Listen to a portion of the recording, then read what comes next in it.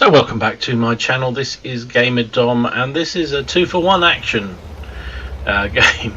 This is a game a couple of nights ago I had with Shoot and Scoot and Pixie Pincher. I'm in the Australian medium tank. The tier 6 is actually in the British line. It's the AC4 Experimental. Really fun premium tank, really like it. Big drawback, look at this. Chug up the hill. Oh my goodness, it's terrible for that. Shoots in the Strv42, the new Swedish autoloading medium, and Pixie is in the KV85. It's Windstorm, it's a tier 6 game, and here comes our first customer. Now I play this the early part of this game like a complete donkey. Look at that. I say it took me a couple of shots before I even turned or reacted. But luckily the Stug came to my aid and took down that T-34. I put a couple of shots into him, but really I took a lot of damage there. I didn't need to, and that's a theme that happens in this game. I don't know what was happening. My brain wasn't quite on it. But anyway, we've pushed up the centre. Me and Shoot and Scoot are covering the centre. Pixie's gone into the middle. But let's go over and see what Shoot's doing. So he's down in the slightly lower part of the town. You can see the Stug has just finished off the guy who was eating me up, and we're both sort of talking on TeamSpeak. We can see that KV1S, and Shoot's going to come around the south of him, and I'm just going to try and keep him busy at the north. He's obviously a bit nervous about his backside, but anyway, we're going to push. We're going to push round. We're going to see what we can do. This Strv42 is fantastic. Oh, and that we didn't expect to see. T-150 trundles up in the middle. So now there's two big Russian heavy tanks sitting in the middle. Not so great. So I put, you can see my shot there. I hit the KV. Oh, and then there's another one. Oh, that's the same guy, isn't he? He's come back round. So Shoot decides to take him down, and this is the beauty of this gun. 4-shot auto-loading clip, average damage of 600. He took that KV1 Sport, a very, very good Russian heavy tank, pretty much killed him with one entire clip. That's why the Strv42 is so much fun. However, he's now in a problem because the T150 is coming around behind. He takes the correct decision, I think, of finishing off one target while the next one is dealt with. Meanwhile, he takes a couple of big hits, well, not actually that big, from the bit behind, which means the T150 is not using the big gun. But he comes back round, I'm helping him out, there's my shot, and bang, he's gone. So that's his second kill. Let's have a look at that from my perspective. So this is about the point when the T150 pops up, and we're talking about it on TeamSpeak.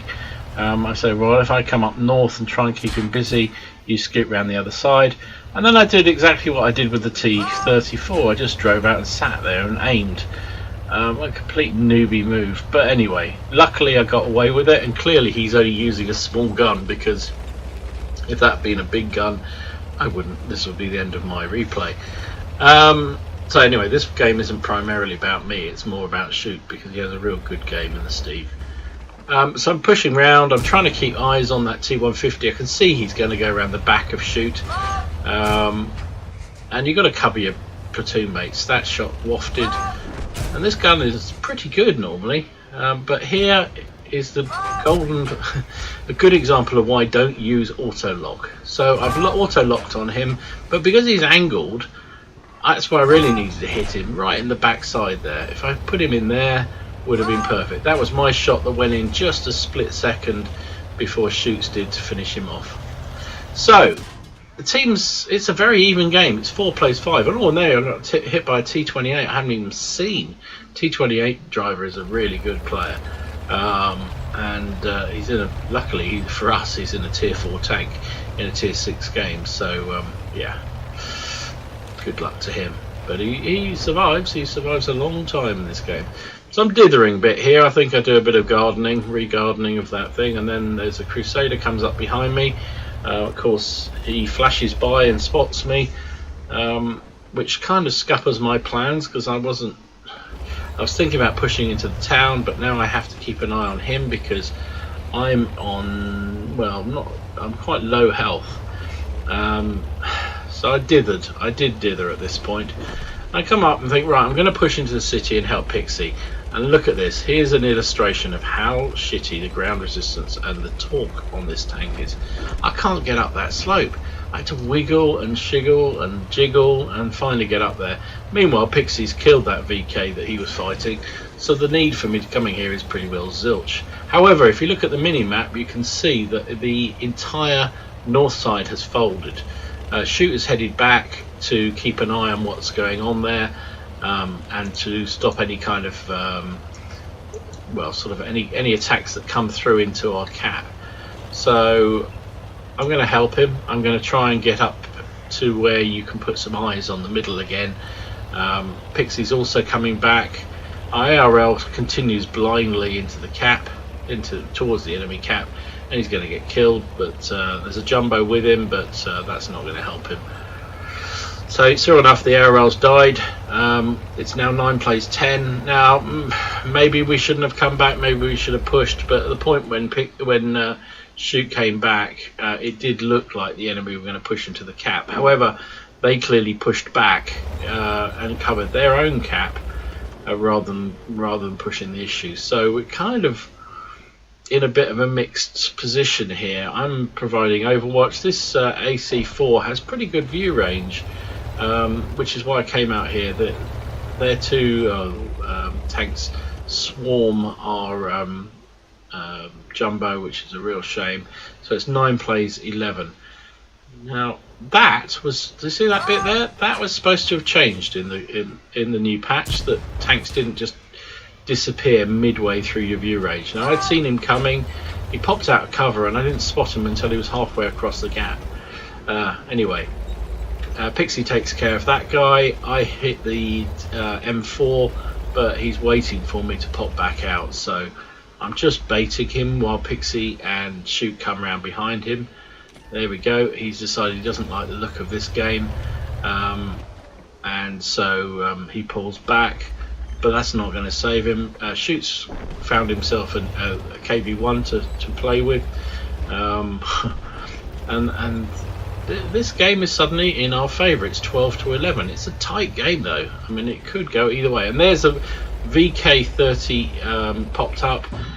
He's a good player too. So I'm trying to poke up a bouncer shot from a T28 from behind me, but I can't take on the two of them, and that's it. Good night. So we'll go back to Shoot. This is when he's providing cover. You can see the enemy team down at the the 3 line. They're obviously pulling back. At the time we weren't sure, but you can see they're pulling back, or at least pulling into the river. Shoot has a little shoot at those guys, 2 shots, but wasted because he didn't lead the shots enough. And actually, one of the problems with the Strv42 is the gun velocity, the shell velocity, is not fantastic. So neither of those shells looked ever like hitting, which is a shame. But so anyway, we realise now that the enemy are not pushing our cap anymore, and Shoot is going to head down and support me and Pixie and the Hetzer. There's nothing can be done for the ARL and the jumbo. Clearly the enemy team is pushed right back, and they're going to die, as we saw in my perspective of the game. So Shoot's pushing up. We're side by side, the two of us. There goes the ARL, and the jumbo is about to be ravaged by an M4 and a what was the other thing? It was another jumbo, wasn't it? I think. She's still unsure. Wants to make doubly sure that there's nothing around this flank, which is a wise thing to do. You don't want things popping out behind you when you're least expecting it, or indeed if we'd pushed into the city again, somebody getting around behind us and capping. And we didn't know where that T28 was. We hadn't seen him for ages, and he's as I say, he's a very good player statistically. So Shoot's being a little bit careful. He's fully loaded. He's got his four shot magazine, and as you saw, the average damage of this thing is 600.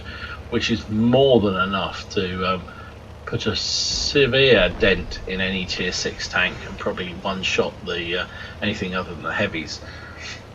Oh, not one shot, one clip, sorry. Not one shot. That would be a bit OP, wouldn't it? A one-shotable magazine of 4 rounds. Oh look, I've just one-shotted one tank. Oh, there's another one. And here is the KV1. Bang, one shot. He's not paying attention. 2 shots. Shoot gets his engine taken out, but the KV was on fire. But he takes him down with the final shot just in case. So he's reloading. He had to fix his engine because this thing is a bit slow going up any kind of slope, and with an engine gone, whoa, not fun. Shoot's pushing round. We can see the VK. There's me dying. Pixie's pushing one way and Shoot's coming the other. The Hetzer's trying to do some hetzing, but he's got the wrong gun. He hasn't got the derp, and if he'd had the derp, he probably would have given that VK a bit of a hard time. So Pixie Shoot pops out, gets his track blown off and a bit of damage. He changes from the auto aim to aiming for the VK's lower plate, which is where it's extremely light. And there's the T28. They've got to get rid of this VK first. VK makes it a little bit easy, pushing forward into 2 of them, which was a bit stupid. Shoot's got 1 shell left, but he has got Pixie with him. And look at that one shot, a snapshot, beautiful snapshot, very fortunate. Spun the gun round and bang, straight into the side of that T28. So the Hetzer's down now, so it's 2 plays 2. 2 plays at 2. So there's a T28 and a KV1, which hasn't been seen for a little while.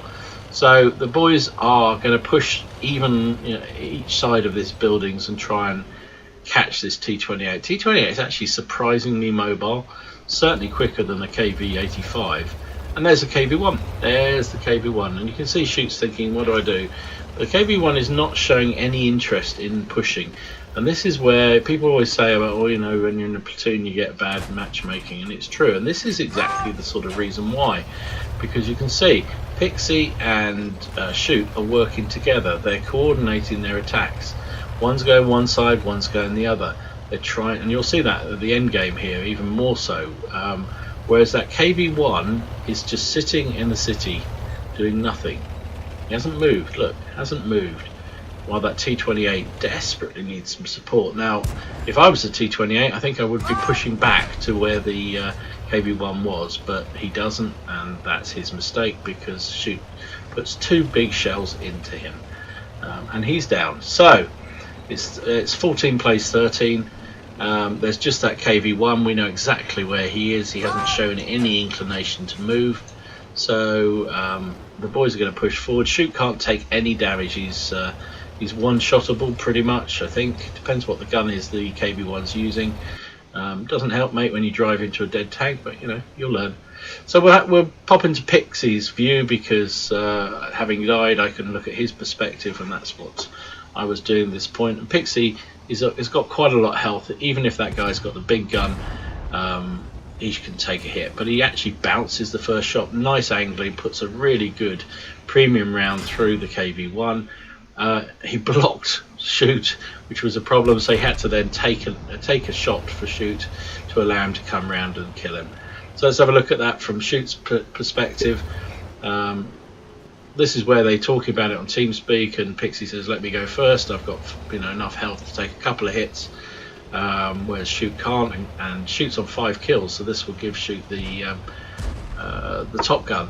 So there you go, that's a beautiful angling there, but as Pixie, force of habit I think, pulled back, which didn't allow Shoot to get the shot in, which meant then Pixie had to take a second shot, and there's a little glitch on the recording, but he drives by and takes him down. So that was that. So that turned out as a first-class mastery for Shoot. He got Hand of God, he got Bruiser, Duelist, Fire for Effect, High Caliber, and of course the Top Gun, thanks to Pixie at the end there. He did 2,025 damage, got 6 kills for 1,141 base XP. Pixie came in second with his KV85, 1,896 damage and 3 kills for 854. I was actually fourth, surprisingly, considering I played that like a donkey most of the time. 1210 damage, no kills, but 642 base XP. I got 5 for effect, and Bruiser and Pixie got 5 for effect. So there you go. Shoot fired 21 shells, 17 of which hit, 16 penned for that 2000 damage. He took 5 hits, all 5 penned. The Strv42 is not blessed with armor, so not surprising.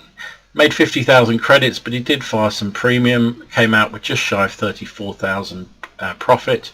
That was obviously with a premium count, and would have been 17,000 without.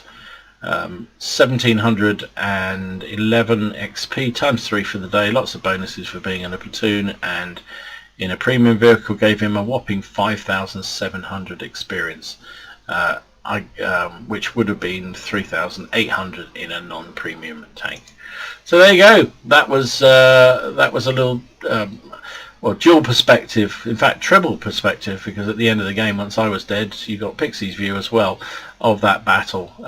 Interesting one. You get to see the full glory of the Strv42 when it gets a chance to unload that clip against similar tier or lower tier tanks. It can really spoil their day. Really good fun. Hope you enjoyed this video. If you did, please consider giving it a like. Click on the like button down below and click on the subscribe button if you haven't already done so. Be great if you could subscribe. It's free, it's easy, it doesn't inconvenience you too. I just need it just means that you get to see when I post new content, new videos on the website, on the YouTube site, sorry. And makes me feel very good that I get some new subscribers. Always like to get feedback on the battles, so if you enjoyed this format, let me know. I'll try and do it again. It's not always, it takes a bit more time to do, and it's not always possible, but if there's a good game and I can get a couple of perspectives on it, then I will try and show them to you in future. So anyway, hope you enjoyed it. If you did, as I say, click like, and I'll see you again soon. This has been Gamer Dom. Enjoy your games, have fun, relax and enjoy. It's just a damn game, and I'll see you again soon. Gamer Dom.